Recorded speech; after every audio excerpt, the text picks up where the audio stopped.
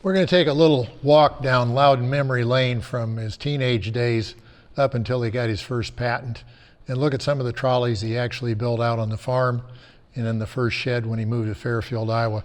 This is affectionately referred to as Old Louden number 1. No one's ever seen one in the flesh, so a number of us had to engineer it. But the one thing about Old Louden number 1, it had a little trip. You put a knot on it and it released it on the rail. Went up in the barn. This runs on a 2x8 up on end. And the challenge with it is you could only go as far into the barn as you could run a 2x8, which is like 10 or 20 feet. That was it. That's as far in as the trolley would go. Then he got a second patent, and you see all the patent dates on this for the hay pitcher. And he changed his design somewhat and put it on a piece of wood and made a groove in it so it slid in a groove. And it had a different rope break on it. But it was designed with the same problem this one was. It could only go so far in the barn. His big advancement was when he moved from these first two models, which probably went in the barn 15 foot if you were lucky, to this model, which was the first one with what we call a split chassis. He split it so there's a space down the middle, and you could put track hangers on this and run it into a barn 40 feet, 50 feet, 60 feet. It was the first one he made that would go all the way back in the barn. And we have some newspaper articles, and he would crow about the fact that this one would go all the way back in the barn.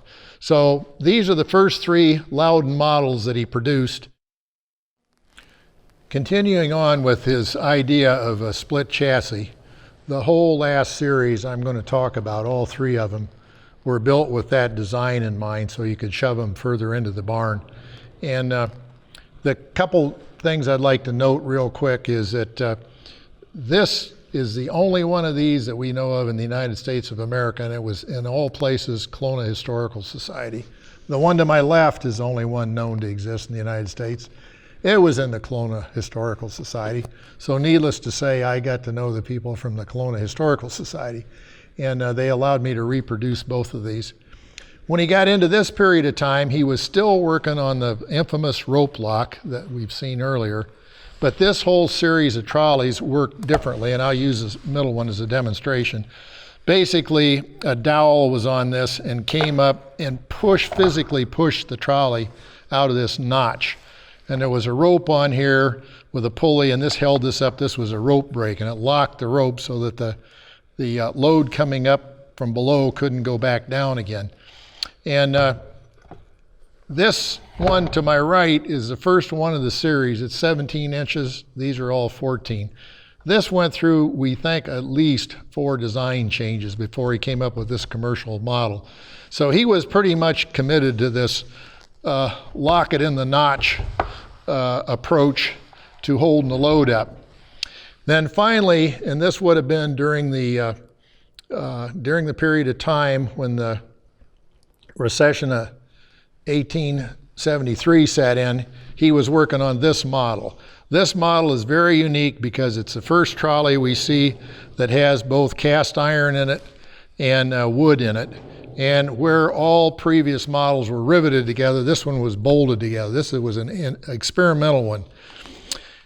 When I got it from the museum, it was missing this piece, and I took it out of one from across, and it fit in there perfectly. So this was the prototype trolley that he used to develop that rope lock that later on became famous and launched his whole product line.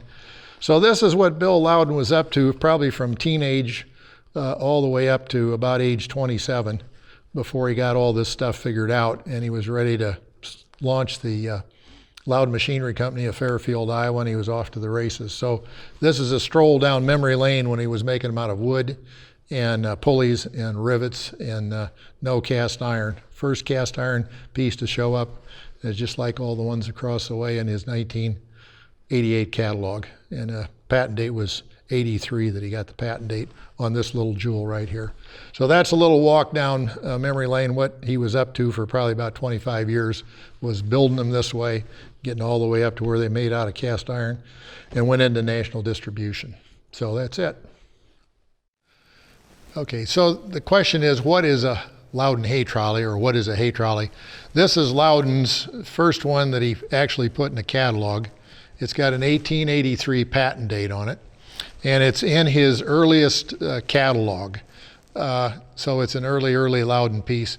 And when Bill Louden designed a trolley, he just didn't give you a trolley and stop. He gave you everything that you needed to operate it, which included hangers for hanging it up in the haymow, track stops, and a little knocker that activates this rope brake. He was selling you the whole system. So this trolley is acting like it's up in the haymow. It's already, the hay forks have been tripped, it's dropped its load, and it's on its way to the front of the barn to let this little pulley come down again so it can get another load of hay. So we're gonna play haymaker today. Run our little trolley over here and engage it in this knocker right here. And when you engage it, it allows this pulley to drop back down to the ground with a hay fork and pick up another load of hay. So in reverse, when the load of hay is on here and we pull it up and it locks, as soon as it releases, this little claw drops down on the rope and clamps it. This is a little rope brake he was so proud of, and he spent 7 years after the Depression of '73 developing this and really launched his career. So there's a little working Louden hay trolley, complete and ready to put up hay again in the barn.